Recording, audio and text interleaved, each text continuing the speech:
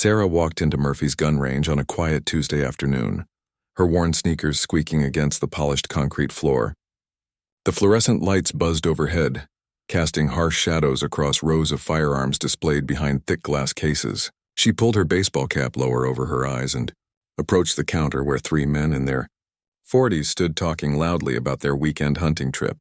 The dining conversation stopped when they noticed her. Sarah was used to the stares. At 5'4" with a slight build, she didn't fit the typical image people had of gun enthusiasts. Her faded jeans and oversized hoodie made her look even smaller than she was. "Can I help you, miss?" asked the man behind the counter. His name tag read Rick, and his tone suggested he was doing her a favor just by acknowledging her presence. "I'd like to rent a lane and buy some ammunition," Sarah said quietly, her voice barely audible over the distant sound of gunfire from the range. Rick exchanged glances with his buddies. One of them, a heavy-set man with a beer gut straining against his camouflage shirt, chuckled under his breath. "What kind of ammo you looking for, sweetheart?" Sarah straightened her shoulders. 9mm and .45 ACP. The third man, wearing a veteran's baseball cap, raised his eyebrows. "That's some serious firepower for a little lady. You sure you can handle that?" Heat crept up Sarah's neck, but she kept her voice steady. "I'm sure." Rick leaned against the counter, his arms crossed. "Look, no offense, but we get a lot of people in here who think they know what they're doing. Last week, some college girl nearly took her own head off because she couldn't control the recoil on a .45. The men laughed, and Sarah felt the familiar knot forming in her stomach. She'd dealt with this attitude before, but it never got easier. The assumption that because she was small and female, she must be incompetent. "Maybe you should start with something smaller," suggested the man in the veteran's cap. "A .22 or something more manageable. Work your way up, you know?" Sarah's jaw tightened. She'd been shooting since she was 12 years old. But these men saw only what they wanted to see, a young woman who probably watched too many action movies and thought she could handle real weapons. "I know what I want," she repeated, her voice gaining strength.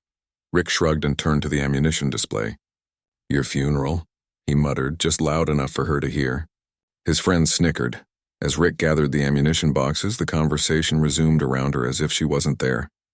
They talked about their jobs, their trucks, and their opinions on various firearms. Sarah stood silently, her hands clenched into fists inside her hoodie pocket. "You ever serve?" the veteran asked her suddenly, his tone slightly less condescending than before.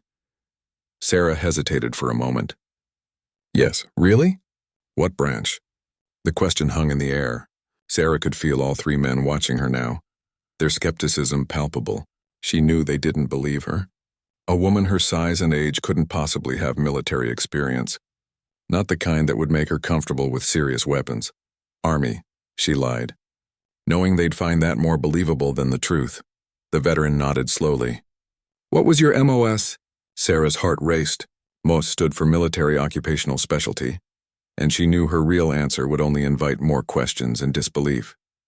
"Supply," she said, choosing the most mundane job she could think of. "A fobbit," the heavy-set man said dismissively, using the derogatory term for someone who stayed on base instead of going into combat.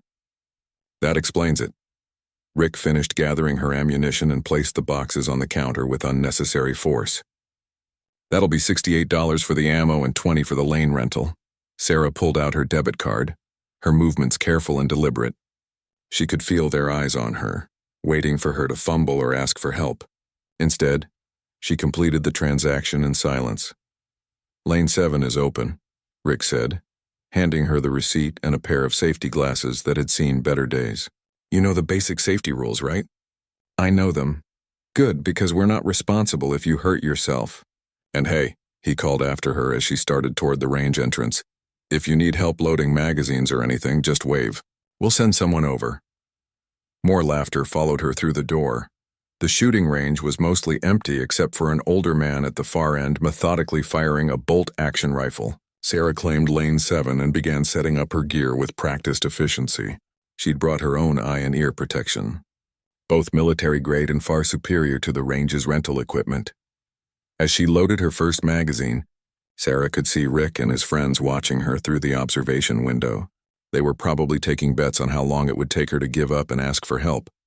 She chambered the first round and raised her pistol, settling into a shooting stance that had been drilled into her through countless hours of training.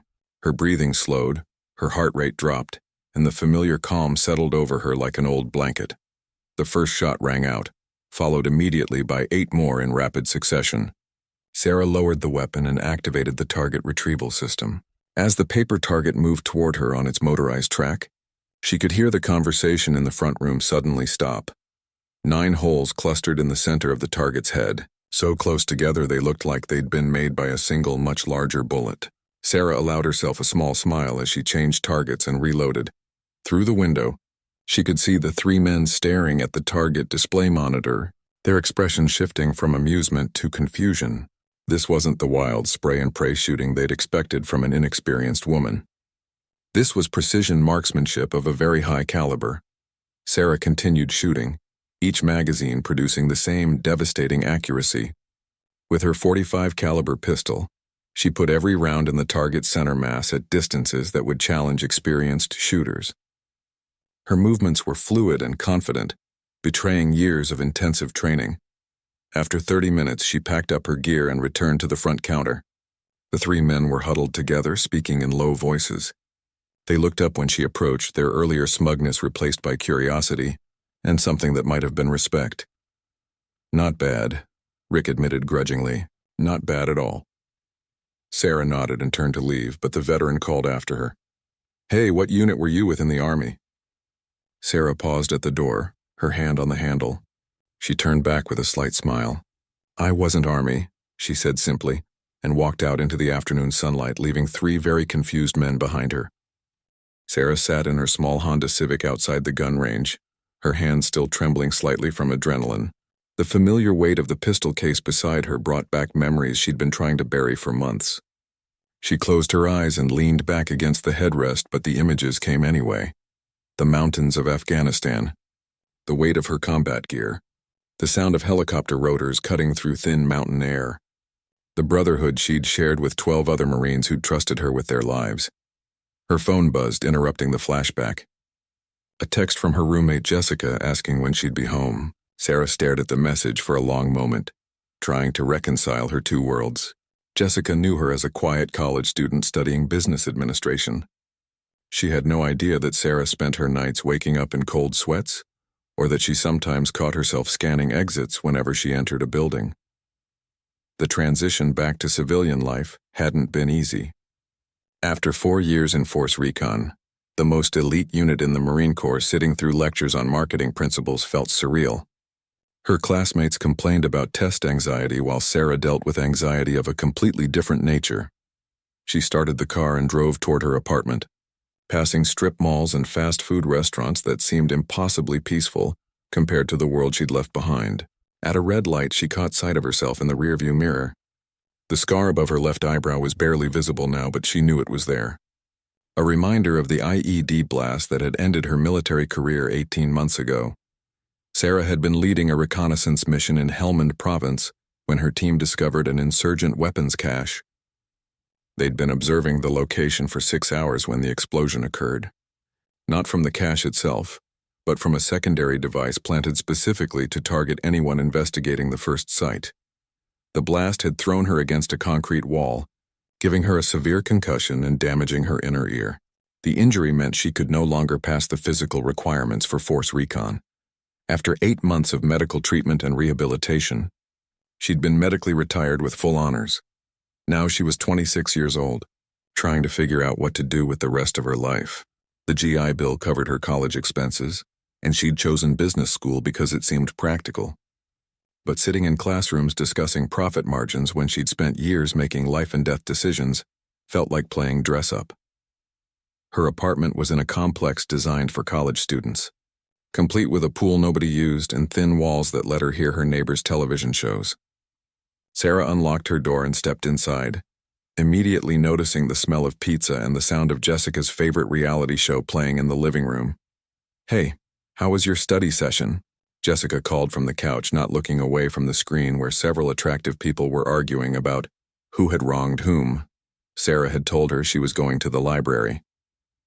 The lie came easier each time. "Fine. Got a lot done." Good, because we're definitely going to need those study guides for Professor Martinez's exam next week. I swear, that man thinks his intro to accounting class is the most important thing in the universe. Sarah nodded and headed toward her bedroom.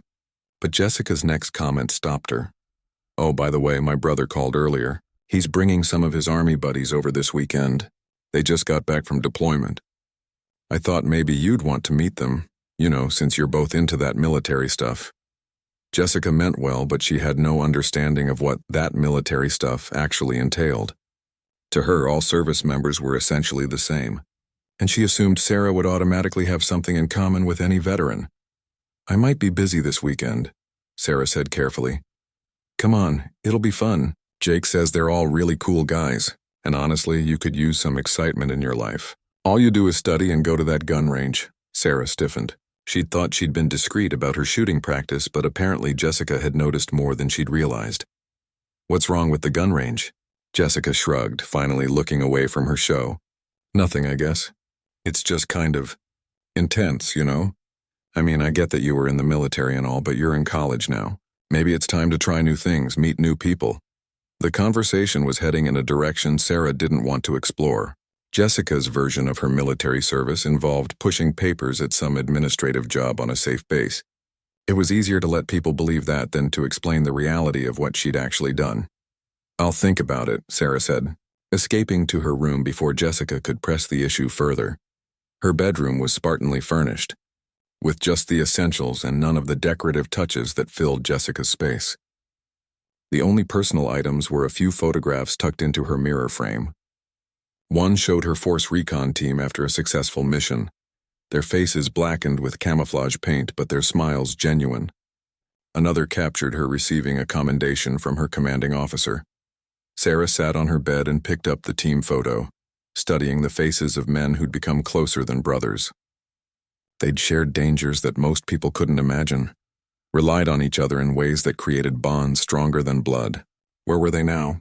Some were probably still deployed, still fighting in places most Americans couldn't find on a map. Her laptop was open on her desk, and she could see several unread emails in her military account. Messages from former teammates, updates from the VA, reminders about benefits she was entitled to but hadn't claimed. She'd been putting off reading them for weeks. Instead, she opened her civilian email and found the usual collection of messages from professors, notifications from various college organizations she'd never joined, and promotional emails from companies trying to sell her things she didn't need. But one message stood out. It was from Tom Bradley, a former Marine she'd served with who'd transitioned out a year before her injury. The subject line read, "Job opportunity, private security." Sarah opened the email and read Tom's message. He was working for a company that provided security services for corporate executives and had heard about an opening that would be perfect for someone with her skills. The pay was excellent, the work was challenging, and they specifically wanted someone with special operations experience. She stared at the screen for several minutes, torn between excitement and hesitation. A job like this would mean leaving school, abandoning the safe, predictable path she'd chosen, but it would also mean using her real skills again, being valued for who she actually was rather than pretending to be someone she wasn't. A knock on her door interrupted her thoughts. Jessica peeked in, holding 2 cups of coffee. "Peace offering," she said, extending one of the cups. "I didn't mean to be pushy about this weekend. I just worry about you sometimes. You seem so isolated." Sarah accepted the coffee gratefully. Jessica was a good friend even if she didn't understand Sarah's situation. "Thanks. And you're right about one thing, I probably should get out more." "Really? So you'll meet Jake's friends?" "Maybe. We'll see how the weekend goes." Jessica grinned and sat down on the edge of Sarah's bed. "Great. And hey, if you don't want to talk about military stuff with them, you don't have to. Jake says they're all trying to adjust to civilian life too, so maybe you'll have that in common." After Jessica left, Sarah returned to Tom's email. She read it again, then clicked on the company website he'd included. The firm specialized in high-risk protection services. Exactly the kind of work that would challenge her and utilize her training. But accepting the job would mean leaving behind the fiction she'd built around her new identity. It would mean admitting, at least to herself, that she wasn't ready to be just another college student worrying about test scores and weekend plans. Sarah closed the laptop without responding to Tom's message. She had time to think about it, to weigh her options carefully, but as she lay back on her bed staring at the ceiling, she knew the decision was already made. She'd spent months trying to fit into a world that felt foreign and superficial. Maybe it was time to stop pretending and start living as herself again. Saturday afternoon arrived with the sound of loud voices and heavy footsteps on the apartment stairs. Sarah looked up from her economics textbook as Jessica's brother Jake burst through the front door, followed by 3 other men in their mid-20s. All of them wore the confident swagger that came with military service, though Sarah could tell immediately they were conventional army rather than special operations. "Jess," Jake called out, wrapping his sister in a bear hug that lifted her off the ground. "Miss me? You've only been gone 8 months," Jessica laughed, but Sarah could see the relief in her eyes. Jake had deployed to Iraq with his transportation unit, spending most of his time driving supply convoys between forward operating bases.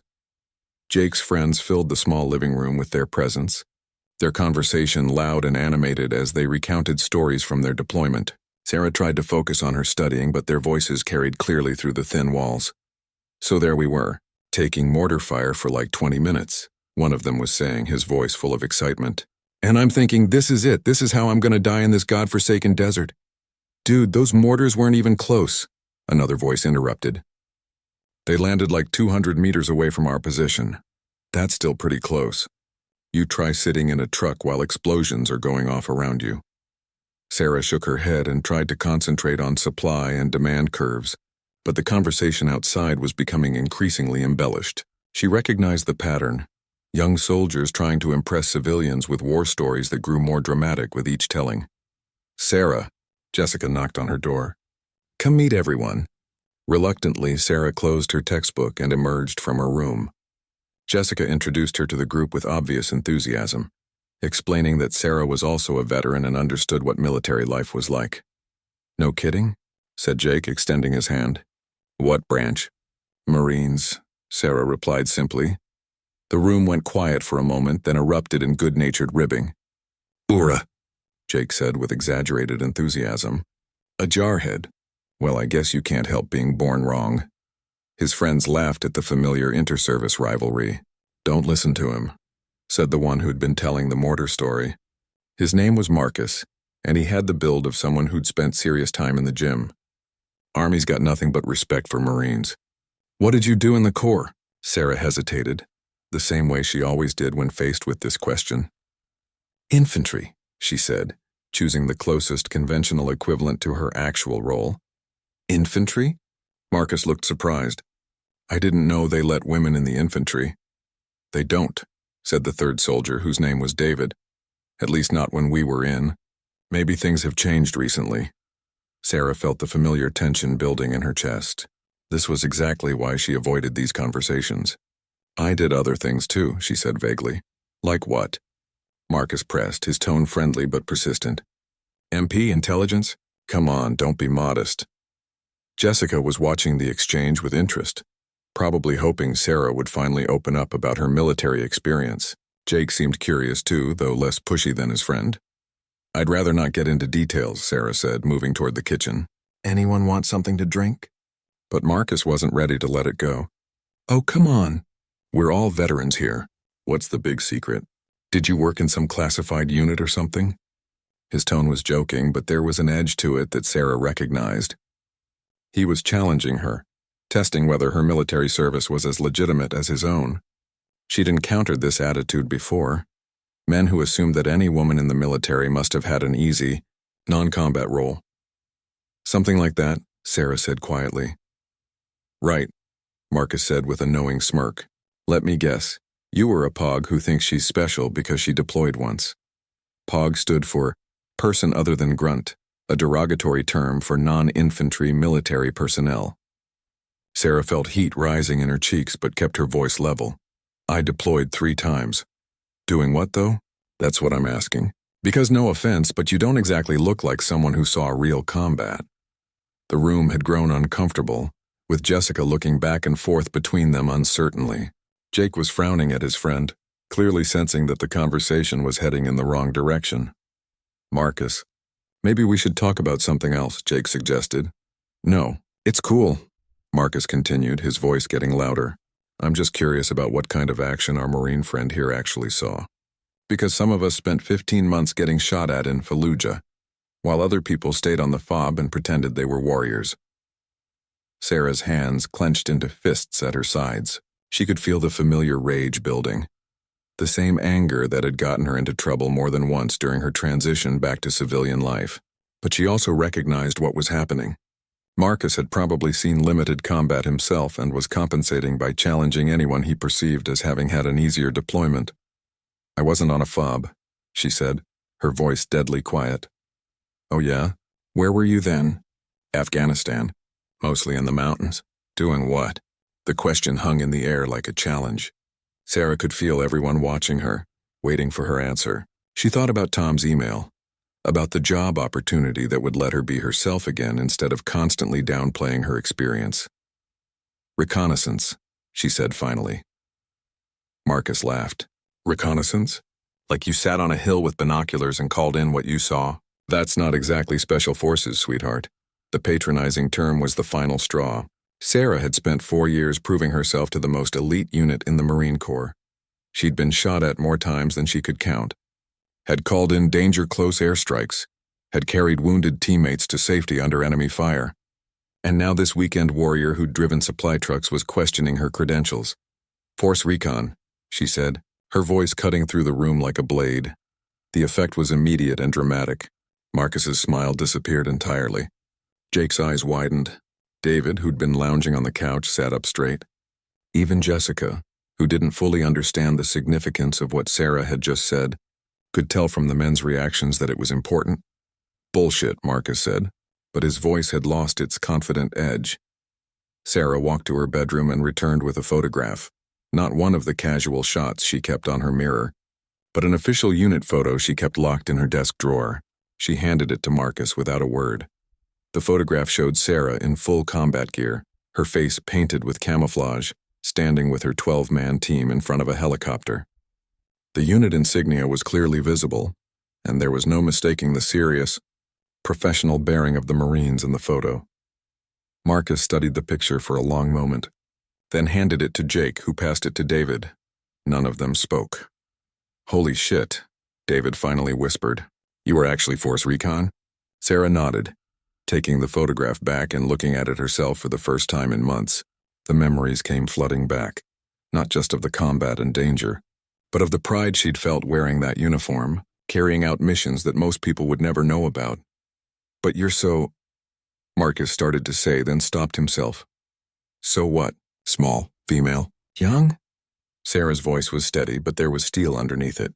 Force Recon doesn't care what you look like. They care whether you can do the job. Jake was shaking his head slowly. I can't believe it.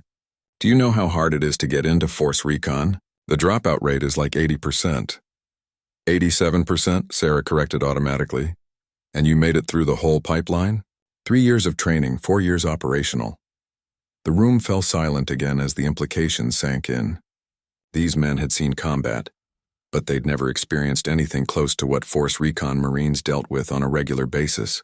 They'd been part of large, conventional units with extensive support structures.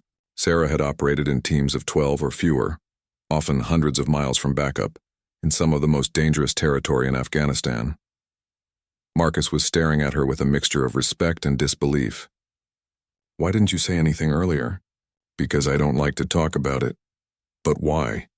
That's like the most badass thing ever. If I'd made it through Force Recon, I'd tell everyone I met.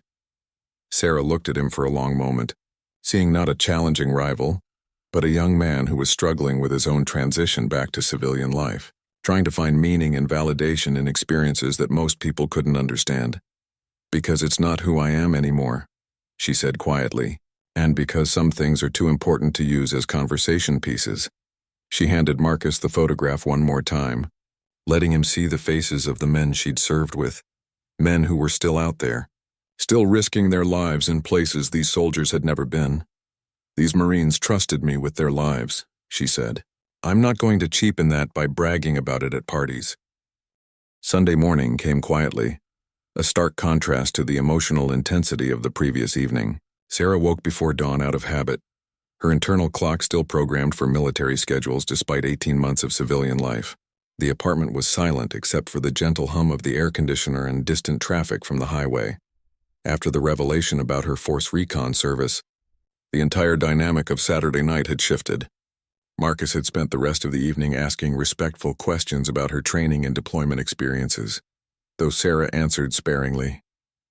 Jake and David had looked at her with new eyes, suddenly understanding why she carried herself differently than other college students their age. But it was Jessica's reaction that had surprised Sarah most. After the soldiers left, her roommate had sat down beside her and said simply, "I had no idea what you'd been through. I'm sorry if I've been pushing you to be someone you're not." Now, in the quiet morning light, Sarah sat at her desk with Tom's email open on her laptop screen. The job offer seemed more appealing than ever. The company needed someone for a long-term assignment protecting a tech executive who'd been receiving credible threats.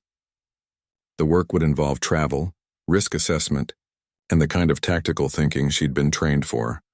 But accepting meant leaving school, abandoning the safe path she'd chosen, and admitting that her attempt at a normal civilian life wasn't working. Her phone buzzed with a text message from her former team leader, Gunnery Sergeant Rodriguez. "Heard through the grapevine you might be looking for work. Call me." Sarah stared at the message, wondering how news of Tom's job offer had already reached her old unit. The Marine Corps was smaller than most people realized, especially the Special Operations community. Information traveled fast through informal networks that stretched across bases worldwide. She dialed Rodriguez's number, and he answered on the first ring. "Chen, how the hell are you?" Hearing her last name spoken with military directness brought an unexpected surge of emotion. "I'm good, Gunny. How's the team?" "Missing their best recon Marine, that's how we are. But that's not why I called." His tone grew serious. "Tom Bradley mentioned you might be interested in civilian contracting work. Maybe. I'm still in school, though." "School?" Rodriguez sounded genuinely surprised. "Sarah, with respect, what the hell are you doing in school? You're one of the finest Marines I ever served with. Your tactical skills, your ability to think under pressure, that's not something you learn from textbooks." Sarah walked to her window, looking out at the apartment complex's parking lot, filled with economy cars and student vehicles. "I'm trying to build a normal life, Gunny. Find a career that doesn't involve people shooting at me. And how's that working out for you?" The question hit harder than she'd expected. How was it working out? She was getting good grades, maintaining the fiction of being a regular student, but she felt like she was living someone else's life. Every day felt like she was pretending to be a person she wasn't. "It's an adjustment," she said carefully. "Listen, I know the company Tom's working for. They're good people. And they specifically asked for someone with your background. This isn't some cowboy operation running around Baghdad. It's legitimate security work for legitimate clients." "What kind of threats are we talking about?" "The client is David Park, CEO of a cybersecurity firm that's developed some sensitive technology for the government.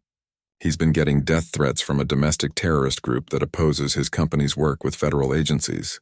FBI takes the threat seriously." Sarah found herself automatically shifting into tactical thinking mode. "What's his current security setup?" "Basic corporate security, which is why they need someone with real experience. Someone who can think like a predator, identify vulnerabilities, develop countermeasures." It was exactly the kind of work she'd trained for, the kind of complex problem-solving that had made her love military service in the first place. But it also meant stepping back into a world where violence was a constant possibility. "I don't know, Gunny. I'm trying to move away from all that." "All what? Using your skills to protect people?" "Sarah, you didn't spend 7 years becoming the best at what you do, just to throw it all away for a business degree."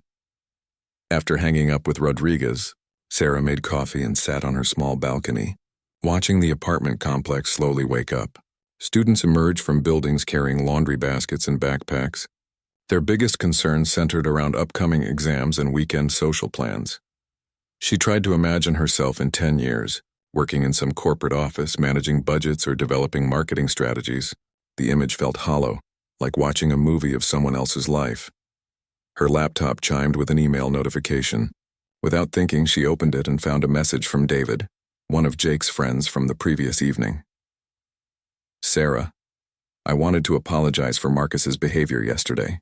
What you accomplished in the Marines is incredible, And I hope you know that we all respect the hell out of your service. Also wanted to ask if you'd be interested in talking to my cousin who's having trouble transitioning out of the army. I think hearing from someone who's been through it might help him. Let me know. David, the message surprised her. David had seemed like the quietest of Jake's friends, but his email showed thoughtfulness and genuine concern for a fellow veteran. It also reminded her that her experience might be valuable to other people struggling with similar transitions. She spent the morning researching the company Tom had mentioned, reading about their client base and reputation in the security industry. Everything she found was impressive. Former military and law enforcement professionals providing discreet protection services for high-profile individuals and corporations. Around noon, Jessica emerged from her bedroom looking tired but curious. "How are you doing after yesterday?" she asked, settling onto the couch with her own cup of coffee. "I'm okay. Sorry if things got awkward. Are you kidding? I learned more about my roommate in 2 hours than I had in the previous 6 months." Jessica paused, choosing her words carefully. "Can I ask you something?" "Sure. Are you happy?" "I mean really happy with school and everything?" The question caught Sarah off guard. Jessica had always seemed focused on surface-level concerns. Grades, social activities, weekend plans. Sarah hadn't realized she'd been paying attention to deeper issues. "What makes you ask that? You just seem, I don't know, like you're going through the motions. Like this isn't really what you want to be doing." Sarah stared into her coffee cup, surprised by her roommate's perceptiveness. "I'm trying to figure out what I want." "Well, for what it's worth, watching you yesterday when those guys were challenging you, that's the most alive I've ever seen you look. Like you were finally being yourself instead of pretending to be someone else." The observation was uncomfortably accurate. Sarah had felt more like herself in those few minutes of confrontation than she had in months of college classes. "I got a job offer," she said suddenly. "Security work. It would mean leaving school." Jessica nodded thoughtfully. "The kind of work that uses your real skills?" "Yeah." "Then I think you already know what you want to do." That afternoon, Sarah drove back to Murphy's gun range. She wanted to think, and shooting had always helped her clear her head. This time she requested Rick specifically, wondering if their previous encounter had changed his attitude at all. "Well, look who's back," Rick said when she approached the counter. His tone was notably different from their first meeting. Respectful, almost deferential. "What can I do for you today?" "Same as last time. Lane rental and ammunition." As Rick prepared her order, he glanced around to make sure his buddies weren't within earshot, then leaned closer to the counter. "Listen, I owe you an apology for last Tuesday. We get a lot of wannabes in here, and I made assumptions I shouldn't have made." Sarah nodded, accepting the apology without making a big deal of it. "Can I ask what gave me away?" "Your shooting stance, your target placement, the way you handled your weapon." "Professional instruction shows," he paused. "Plus, one of my buddies looked up your license plate after you left. Found out you're registered as a veteran." Sarah raised an eyebrow. "You ran my plates?" Rick looked embarrassed. "Yeah, we were curious about who could shoot like that." "Sorry, probably shouldn't have done that." "What branch did you serve in?" Sarah asked. "Navy. Spent most of my time on a destroyer in the Persian Gulf. Nothing too exciting." He handed her the ammunition and range pass. "What about you, Army?" "Marines, thought so." "You guys always were the best shooters." Sarah spent 2 hours on the range working through her decision with each target. The familiar rhythm of loading, aiming, firing, and reloading helped organize her thoughts. By the time she finished, she knew what she was going to do. That evening, she called Tom Bradley and accepted the job offer. "Outstanding," Tom said, his enthusiasm clear over the phone. "When can you start?" "I need 2 weeks to finish the semester and arrange things with school." "But Tom, I want to be clear about something. I'm not doing this because I can't hack civilian life. I'm doing it because this is who I am. Copy that. And Sarah, welcome back to the world where your skills actually matter." After hanging up, Sarah sat in her quiet apartment and felt something she hadn't experienced in months. Excitement about the future. For the first time since her medical retirement, she was moving towards something instead of running away from it. 2 weeks later, Sarah stood in the lobby of Nexus Security Solutions, wearing a professional blazer that concealed the Glock 19 holstered at her hip. The company's offices occupied 3 floors of a downtown high-rise, with floor-to-ceiling windows offering views of the city skyline. It was a far cry from the dusty forward operating bases where she'd spent much of the previous decade. Tom Bradley emerged from the elevator, looking every bit the successful contractor in his tailored suit and confident bearing. Military service had taught him to carry himself with authority, but civilian success had added polish and sophistication. "Sarah, good to see you." His handshake was firm, professional. "Ready to meet the team?" The briefing room on the 15th floor contained 6 other security professionals, all with military or law enforcement backgrounds. Sarah recognized the type immediately: competent, experienced operators who'd successfully transitioned their skills to the private sector. 2 were former Secret Service, 1 ex-FBI, and 3 were military veterans from various special operations units. "Everyone, meet Sarah Chen," Tom announced. Marine Force RECON, 4 operational deployments, expert in reconnaissance and close protection. She'll be taking point on the park assignment. Sarah nodded to the group, noting their appraising looks. She was used to being the only woman in rooms full of tactical professionals, but it never got completely comfortable. The difference here was that these men were being paid to work with her, not trying to prove she didn't belong. The team leader, a former Delta Force operator named Mike Harrison, gestured for everyone to take seats around the conference table. "Let's dive into the threat assessment," he said, activating a large wall-mounted display. David Park's photograph appeared on the screen, a man in his early 40s with kind eyes behind wire-rimmed glasses. He looked more like a college professor than someone who needed armed protection, which Sarah knew could be both an advantage and a vulnerability. "Park founded Quantum Shield Technologies 5 years ago," Harrison explained. "They specialize in cybersecurity solutions for government contractors and federal agencies. Last year, they won a major contract to develop security protocols for critical infrastructure systems." The next slide showed newspaper clippings and online forum posts. 3 months ago, a domestic terrorist group called the Freedom Collective began targeting companies working with federal agencies. They've claimed responsibility for cyber attacks, facility vandalism, and threatening communications. Sarah studied the intelligence summary. The Freedom Collective wasn't a typical terrorist organization. They were tech-savvy, well-funded, and focused on what they called corporate betrayers, who helped the government expand surveillance capabilities. Their threats were specific, credible, and escalating. 2 weeks ago, Park received this, Harrison said, displaying a photograph of a letter. The message was typed on plain paper, but the content was chilling. "Your company helps the government spy on American citizens. This makes you an enemy of freedom. Stop your work with federal agencies or face the consequences. You have been warned." Local PD and FBI are investigating, but they haven't identified any suspects, Harrison continued.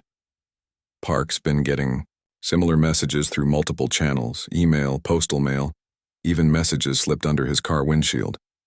One of the former Secret Service agents, a woman named Lisa Martinez, leaned forward.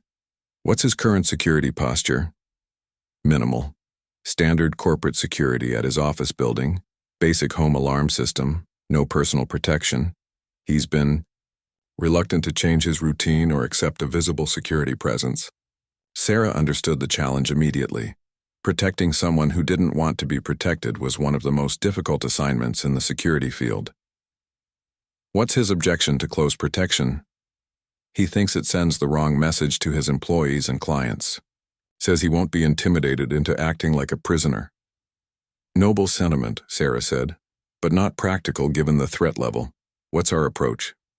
Tom spoke up. "That's where you come in." Park agreed to accept 1 security professional, but only if they could blend in as a normal part of his daily routine. He wants someone who can provide protection without looking like a bodyguard. Sarah nodded, understanding her role. "How am I supposed to blend in?" "You're going to be his new executive assistant." The room fell silent as everyone processed this information. Sarah had expected to provide security, but she hadn't anticipated having to maintain a cover identity while doing it. "Executive assistant?" she asked. "Park's previous assistant quit last month." "Perfect timing. You'll have legitimate reasons to be with him throughout the day, access to his schedule, and the ability to control his environment without raising suspicions." Harrison pulled up Park's daily routine on the screen. He arrives at the office by 7:30, usually stays until 6 or 7 in the evening. Twice a week he has dinner meetings with clients or investors. Weekends he spends at home with his wife and 2 kids. Sarah studied the information, already identifying potential vulnerabilities. Transportation? He drives himself in a Tesla Model S. No armored vehicle, no driver. Home security? Standard suburban setup. Alarm system, but no cameras or reinforced entry points. This is going to be challenging, Sarah admitted. Providing effective protection while maintaining the assistant cover will require careful planning. Lisa Martinez nodded in agreement. The key is establishing natural reasons to modify his routine without making it obvious you're doing it for security purposes. Over the next 2 hours, the team developed a comprehensive protection plan. Sarah would start as Park's assistant on Monday, using the position to gradually implement security improvements disguised as administrative efficiency measures. She'd suggest lunch meetings at restaurants with better sightlines, recommend schedule changes that reduced predictable patterns, and find ways to accompany him to off-site meetings. The technical team would install discrete surveillance equipment at his home and office, while other team members conducted background investigations on anyone with regular access to Park's location. Sarah would be the primary protection agent, but backup would always be available if the situation escalated. What about his family? Sarah asked. Wife's name is Jennifer. She's a pediatric nurse. 2 kids, Michael, age 8, and Emma, age 6. They live in Westfield, about 20 minutes from downtown. Sarah made notes about each family member. Protecting a single individual was complex enough, but families multiplied the variables exponentially. Do they know about the threats? Park told his wife about the letters, but they're trying to keep things normal for the kids. Jennifer's concerned but supportive of his decision to continue working, and she's okay with him having a female assistant. Tom smiled. Actually, that was her suggestion. She figured a woman would be less likely to be a security risk and more likely to keep Park organized. After the briefing, Sarah spent the afternoon reviewing Park's background in detail. He was a former software engineer who'd left a lucrative position at a major tech company to start his own firm. His motivation wasn't just financial. He genuinely believed that cybersecurity was essential for protecting American infrastructure from foreign threats. The irony wasn't lost on Sarah. She'd spent years protecting America from external enemies, and now she was protecting someone who was being threatened by Americans who saw him as an enemy. The political landscape had shifted in ways that made her military service feel both more important and more complicated. That evening, she called Rodriguez to update him on her new assignment. Sounds like a good fit, he said after she explained the situation. You always were good at blending in when necessary. Remember that operation in Kandahar where you spent 2 weeks pretending to be a translator? Sarah smiled at the memory. This feels different, though. Less straightforward. How so? In Afghanistan, we knew who the enemy was. Here, the threats are coming from American citizens who think they're patriots. It's messier. The mission's the same, though. Protect the innocent. Neutralize the threat. Doesn't matter what flag they wave or what they call themselves. Rodriguez was right, as usual. Sarah had spent years learning to compartmentalize moral complexity in favor of tactical clarity. This assignment would require the same mental discipline. On Sunday evening, she drove through Westfield to familiarize herself with Park's neighborhood. The area was typical suburban America. Tree-lined streets, well-maintained homes, children playing in yards while parents worked in gardens. It was exactly the kind of peaceful environment that terrorists targeted to maximize psychological impact. She parked across from Park's house and observed for 30 minutes, noting sightlines, entry points, and traffic patterns. The house was a 2-story colonial with large windows and minimal natural cover. The attached garage faced the street, making Park's vehicle movements easily observable by anyone conducting surveillance. Sarah made mental notes about security improvements that could be implemented gradually. Motion sensor lighting, better door locks, security cameras disguised as standard home monitor. Jennifer is going to find this hilarious. She said there was something about you that seemed too competent for normal office work. Emma had fallen asleep in the back seat, exhausted from her game and the excitement of victory. Park looked at his daughter, then back at Sarah. "Thank you," he said simply, "for protecting her, for protecting all of us. It's what I do. No, it's who you are, and I'm grateful we found someone who was willing to pretend to be something less than they actually are, in order to keep my family safe." As they carried Emma into the house, Sarah realized that her decision to leave college and return to security work had been completely correct. She wasn't pretending to be someone else anymore. She was using her real skills to protect people who deserved protection. The next morning, Marcus Webb's arrest made national news. The Freedom Collective's surveillance network had been compromised, and federal agents were conducting raids across multiple states. Park's company could continue its work developing cybersecurity solutions without the constant threat of domestic terrorism. Sarah's assignment officially ended 2 weeks later, but Park offered her a permanent position as his security coordinator. It was legitimate work, using her real skills, protecting people who were making the country safer. For the first time since her medical retirement from the Marines, Sarah felt like she was exactly where she belonged. She'd stopped pretending to be someone she wasn't and started being exactly who she'd always been: a protector, a professional, a Marine. And sometimes that was exactly what the world needed.